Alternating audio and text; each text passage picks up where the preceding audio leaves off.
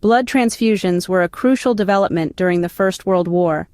The problem of blood loss among the wounded led to significant advancements in this field. In 1914-15, it was discovered that adding sodium citrate to blood could delay clotting. Additionally, refrigerating blood allowed it to be stored for up to 2 days. These breakthroughs meant that blood transfusions were no longer limited to person-to-person transfers. Geoffrey Keynes designed a portable blood transfusion kit, enabling medics to perform transfusions near the battlefield.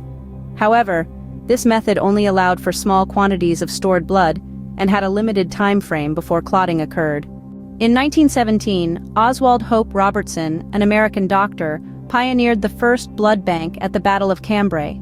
He stored blood mixed with sodium citrate and dextrose solution in glass bottles surrounded by ice. Remarkably, the blood remained viable for 26 days.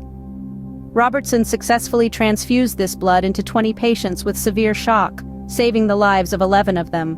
By 1918, the ability to build up and store supplies of blood had become a reality.